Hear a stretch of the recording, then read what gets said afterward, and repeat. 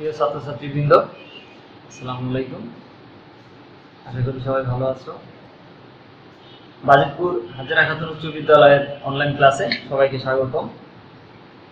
আমি আজকে অষ্টম শ্রেণীর বিজ্ঞান বইয়ের একাদশ অধ্যায়টি নিয়ে আলোচনা করব। এই একাদশ অধ্যায়ের নাম হচ্ছে আলো। অধ্যায়ের নামটি আমি বোর্ডের উপরে লিখে দিয়েছি। প্রথমে আমাদের জানতে হবে আলো আসলে কি। খুব স্বাভাবিকভাবে বলা যায় আলো হচ্ছে এক প্রকার শক্তি। তবে কথাটিকে আমরা একটু ঘুরিয়ে অন্যভাবে বলতে পারি। আলো হচ্ছে এক প্রকার শক্তি যা আমাদের দর্শনের অনুভূতি জাগায়। অর্থাৎ আলো যদি না থাকতো বা কোনো বস্তু থেকে নিঃসৃত আলো যদি আমাদের চোখে না আসতো, তাহলে আমাদের চোখ থাকা সত্ত্বেও আমরা সেই বস্তুটি দেখতে পেতাম না। সুতরাং কোনো কিছু দেখার জন্য আলো বাধ্যতামূলক। এই অধ্যায়ে আজকে আমরা আলোর কিছু ঘটনা নিয়ে আলোচনা করব। আলোর প্রতিফলন, প্রতিসরণ, পূর্ণ আভ্যন্তরীণ প্রতিফলন, তারপরে লেন্স, ম্যাগনিফাইং গ্লাস ইত্যাদি নিয়ে, অপটিক্যাল ফাইবার, এগুলো নিয়ে আলোচনা করব। আমরা প্রথমেই আলোচনা করব আলোর প্রতিসরণ নিয়ে।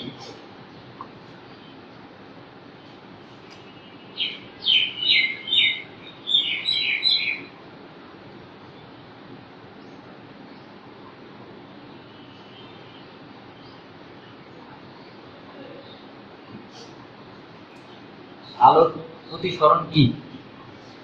আলো যখন একটি মাধ্যম থেকে আরেকটি মাধ্যমে যাতায়াত করে, তখন যদি মাধ্যম দুটি আলাদা হয়, অর্থাৎ একটি মাধ্যম যদি ঘন এবং আরেকটি মাধ্যম যদি তুলনামূলক হালকা হয়ে থাকে, তাহলে এই মাধ্যম দুইটির অবস্থানের উপর ভিত্তি করে আলো যে পথে আসে, প্রতিসরিত হয়ে যাওয়ার সময় তার দিক কিছুটা পরিবর্তন করে যায়। অর্থাৎ আলো যখন একটি মাধ্যম থেকে আরেকটি মাধ্যমে যায়, তখন আলোর দিক পরিবর্তন হয়ে যায়। এই দিক পরিবর্তন হওয়ার ঘটনাকেই আলোর প্রতিসরণ বলে। আমরা এই জিনিসটি একটি চিত্রের মাধ্যমে একটু উদাহরণ দিয়ে বোঝানোর চেষ্টা করছি।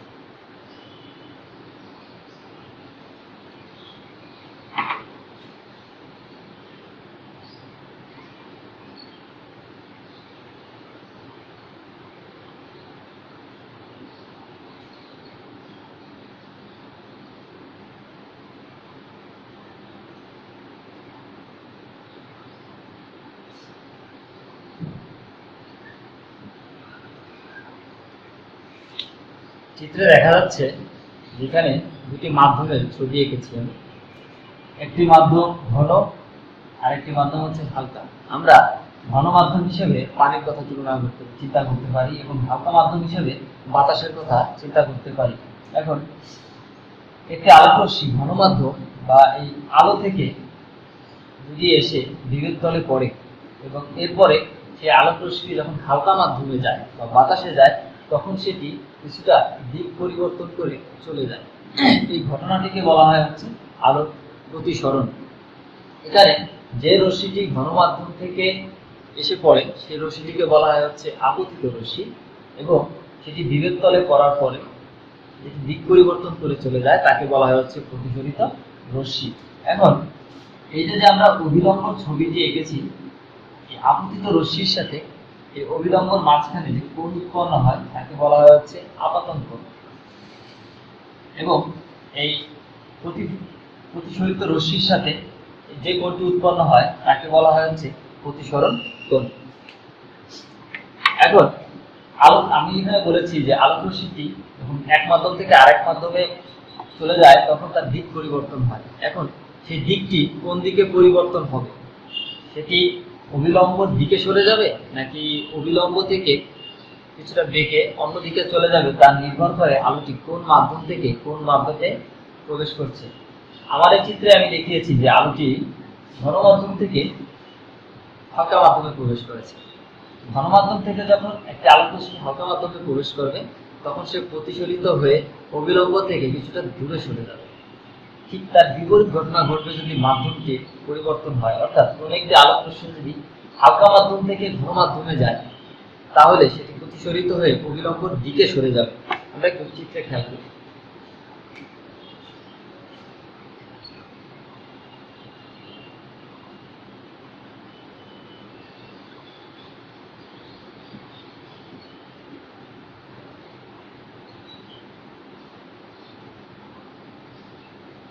এখানে আমি মাধ্যম দুটিকে একটু পরিবর্তন করে দিয়েছি।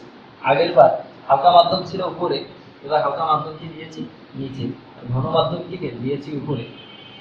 আগের বার ঘন মাধ্যম থেকে একটি আলোক রশ্মি প্রবেশ করেছিল এবং হালকা মাধ্যমে সেটি নির্গত হয়েছিল। এবার তার ঠিক বিপরীত ঘটনাটি এখানে ঘটবে, আলোক রশ্মি হালকা মাধ্যম থেকে প্রবেশ করবে।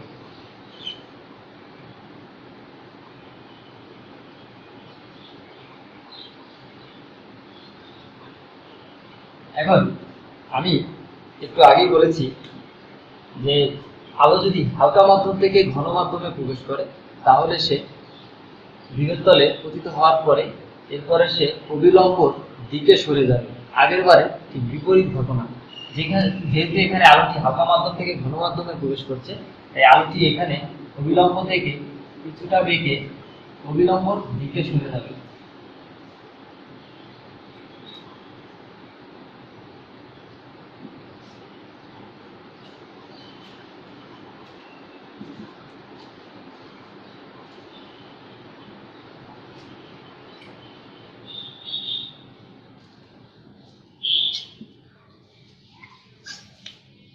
এখন এই আলোর প্রতিসরণ এর কতগুলো নিয়ম আছে, এখানে আমি নিয়মগুলো বলতেছি। একটা হচ্ছে আলোক রশ্মি সর্বদা যদি ঘন মাধ্যম থেকে হালকা মাধ্যমে যায় তাহলে সে প্রতিসরণের পথ অবিলম্ব থেকে দূরে সরে যাবে, আর যদি সেটি হালকা মাধ্যম থেকে ঘন মাধ্যমে যায় তাহলে সেটি অবিলম্ব দিকে সরে যাবে। কিন্তু যদি মাধ্যম দুইটি একই হয়, দেখা গেল সেটি যদি হালকা মাধ্যম বা বাতাস থেকে আরেকটি হালকা মাধ্যম বা বাতাসে প্রবেশ করে, অথবা সেটি পানি থেকে আরেকটি মাধ্যম পানিতে প্রবেশ করে, তাহলে আপতিত রশ্মি এবং প্রতিসরিত রশ্মি সর্বদা সমান হবে।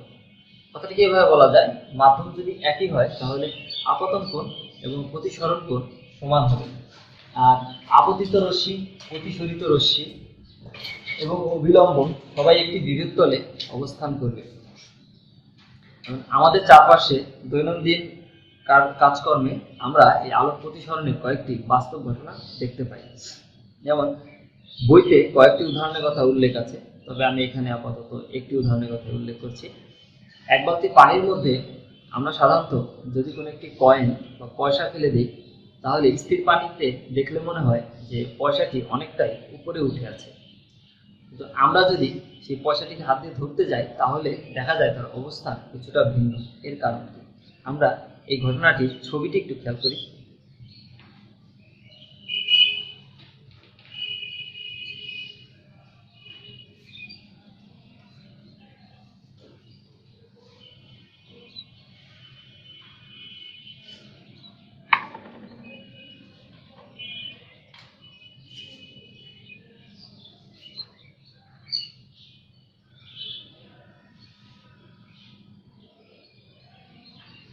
আমরা ধরি এটি একটি পানির পাত্র, এর মধ্যে আমরা একটি পয়সা ফেলে দিলাম যেটি তলানিতে গিয়ে ঠেকল।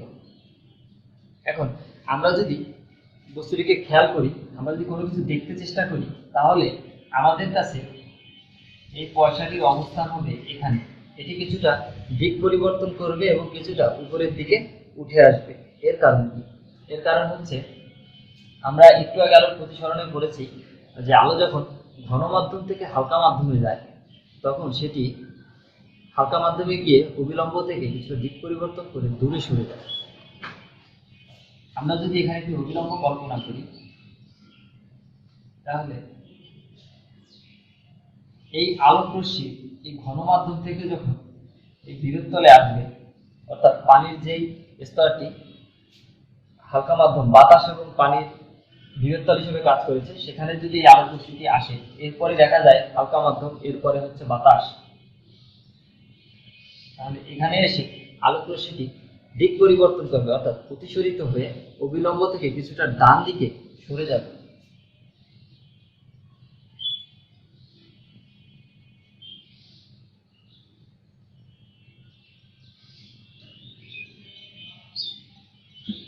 এখন আমরা দেখতে পাচ্ছি যে আলোক রশ্মিটি ডান দিকে সরে গিয়ে দর্শকের চোখে যাচ্ছে, কিন্তু এই আলোক রশ্মিটিকে যদি আমরা পিছন দিকে বাড়াই, আমরা যদি পিছন দিকে বাড়াই তাহলে এটি আসলে মনে হবে যে কিছুটা সামনের দিকে অথবা এর কিছুটা স্থান পরিবর্তন হয়েছে এবং এটি কিছুটা উপরের দিকে উঠে এসেছে। এরকম অহরহ ঘটনা দেখা যায়। যেমন আমরা নদী বা পুকুরে যখন পরিষ্কার পানিতে কখনো কোনো মাছ দেখি, আমাদের মনে হয় মাছটি অনেক উপরে আছে, কিন্তু আসলে মাছটির অবস্থান এবং গভীরতা তার থেকে একটু আলাদা। এই ঘটনাগুলো সাধারণত আলোর প্রতিসরণের জন্যই ঘটে থাকে।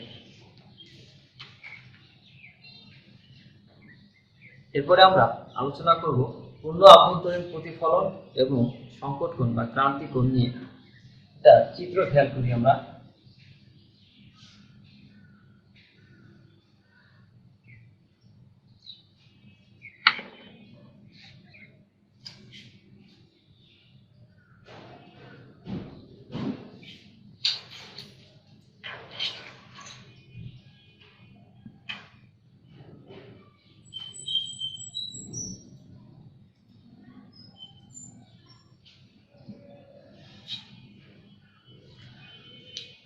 আমরা একটু আগে বলেছি যে আলোক রশ্মি যখন একটা মাধ্যম থেকে আরেকটা মাধ্যমে যায়, অর্থাৎ ঘন মাধ্যম থেকে যখন হালকা মাধ্যমে যায়, তখন সেটি তার দিক পরিবর্তন করে, কিন্তু কিছু কিছু ক্ষেত্রে কিছু ব্যতিক্রমী ঘটনাও দেখা যায়।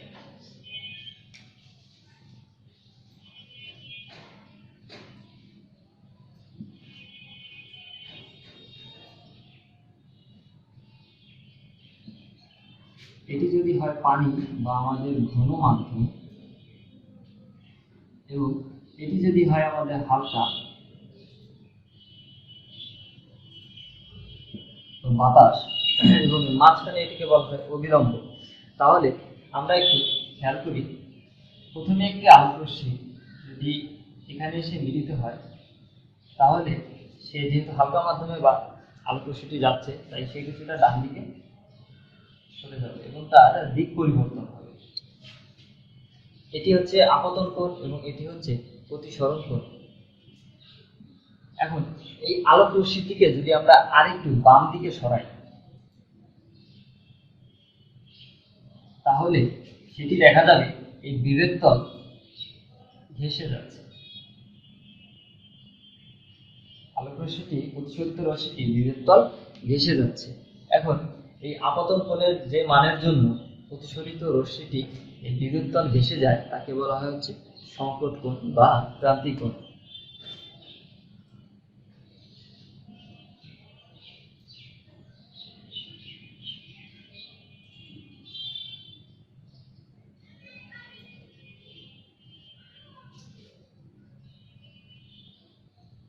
এখানে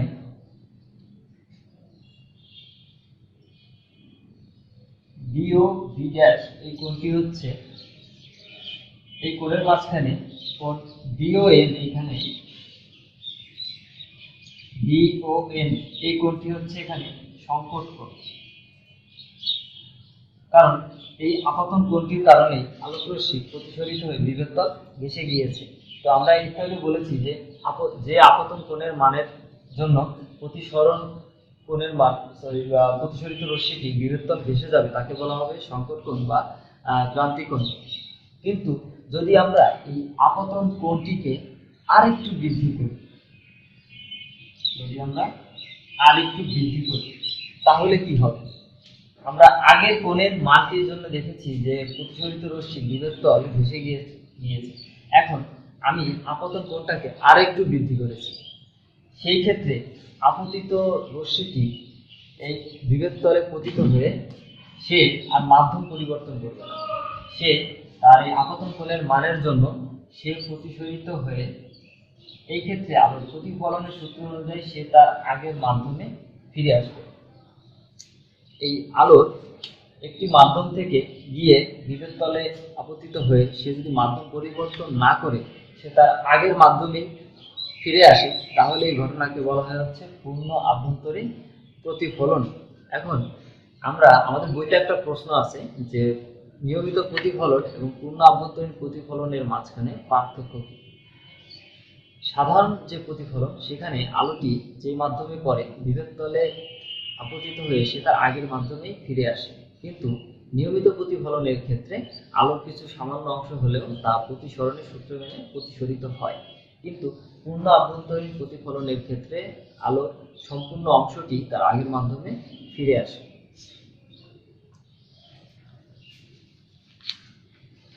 এরপরে আছে আমরা আলোচনা করব অপটিক্যাল ফাইবার এবং ম্যাগনিফাইং গ্লাস।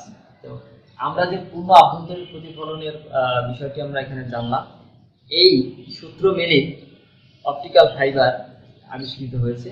অপটিক্যাল ফাইবার মানে হচ্ছে একটি তার বা তন্তু অনেক বৃহৎ, এর মাঝখানে অনেকগুলো প্রতিফলক থাকে, সেটি দর্পণ হতে পারে বা লেন্স হতে পারে, সেটি অনেক লম্বা, এর মাঝে অনেকগুলো এই প্রতিফলক থাকে যার মধ্যে দিয়ে আলোকরশ্মি বিভিন্ন ডেটা পরিবহন করে।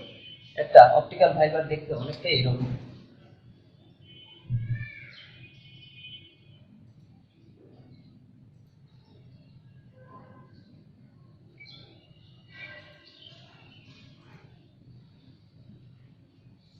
ধরা যাক এই অপটিক্যাল ফাইবারটির এক প্রান্ত থেকে আমি আলোক রশ্মির মাধ্যমে আমি যদি কোনো ডেটা ট্রান্সফার করি, তাহলে তাই এই প্রতিফলকগুলোতে একটা থেকে একটা প্রতিফলিত হবে। এভাবে সমস্ত পথটি সে অতিক্রম করবে এবং অপটিক্যাল ফাইবারের সবচেয়ে বড় সুবিধা হচ্ছে অপটিক্যাল ফাইবারের মাধ্যমে যত দূর থেকে হোক না কেন কোনো ডেটা যখন ট্রান্সফার করা হয় তখন সম্পূর্ণ ডেটাটি ট্রান্সফার হয়, কোনো পরিমাণ কোনো ক্ষতি হয় না। এখন এই অপটিক্যাল ফাইবারটি কোথায় কোথায় ব্যবহৃত হয়? অপটিক্যাল ফাইবার সাধারণত টেলিযোগাযোগ সেক্টরে ব্যবহৃত হয়। আমি আগেই বলেছি এর মাধ্যমে বিভিন্ন রকমের ডেটা ট্রান্সফার হয়। আমরা বিভিন্ন দেশ থেকে যে ইন্টারনেটের ডেটা কিনি তা সাধারণত অপটিক্যাল ফাইবারের মাধ্যমেই আমাদের দেশে আসে। এরপরে আছে ম্যাগনিফাইং গ্লাস। ম্যাগনিফাইং গ্লাসটি আসলে খুব সাধারণ একটা জিনিস। এটি এক প্রকার উত্তল দর্পণ বা উত্তল লেন্স দিয়েও ব্যবহার করা হয়ে থাকে। এটি সাধারণত কোনো একটি বস্তুকে তার অবাস্তব সোজা কিন্তু একটু বৃহৎ আকারের প্রতিবিম্ব গঠন করে। এটি দিয়ে সাধারণত খুব কাছের ফোকাস দূরত্বের কোনো ছোট জিনিসকে একটু বড় করে দেখার জন্য ব্যবহার করা হয়ে থাকে। তবে মজার ব্যাপার হচ্ছে এই ম্যাগনিফাইং গ্লাসের ফোকাস দূরত্ব ছাড়া যদি খুব কাছে বা খুব দূরে কোনো বস্তু রাখা হয় তাহলে কোনো কোনো বস্তুর সঠিক প্রতিবিম্ব দেখা যায় না।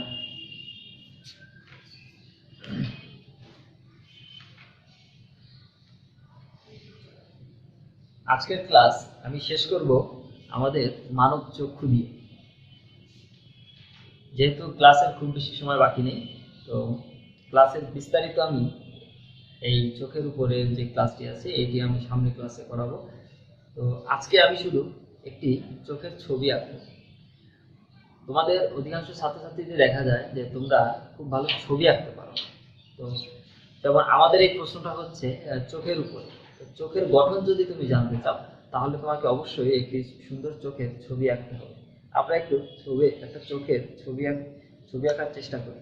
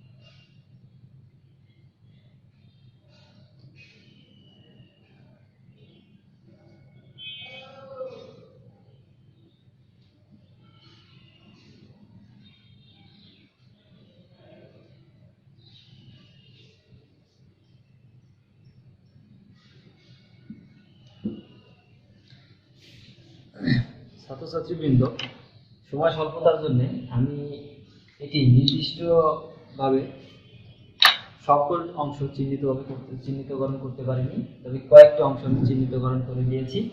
তো এই ছবিটি, তোমাদের বইতে যে ছবিটি আছে, তোমরা সবাই চেষ্টা করবে বাড়িতে বসে এই ছবিটি বেশি করে কয়েকবার ছবিটি আঁকার এবং এটি বিস্তারিত একটু বই থেকে পড়ে নিতে। আগামী ক্লাস যেহেতু আমরা এখান থেকে শুরু করব, তোমরা যদি কয়েকবার বাড়িতে পড়ো এই প্রশ্নটি, তাহলে আমাদের এই টপিক্সটি বুঝতে খুব সহজ হবে। সুপ্রিয় ছাত্রছাত্রীবৃন্দ, সবাইকে ধন্যবাদ আমাদের এই অনলাইন ক্লাসে সংযুক্ত থাকার জন্য। আশা করছি আমি যা কিছু আলোচনা করলাম বাড়িতে বসে এগুলো একটু পড়াশোনা করার জন্য। তো সবাইকে ধন্যবাদ। সামনে ক্লাসে আবার দেখা হবে ইনশাল্লাহ। আসসালামু আলাইকুম।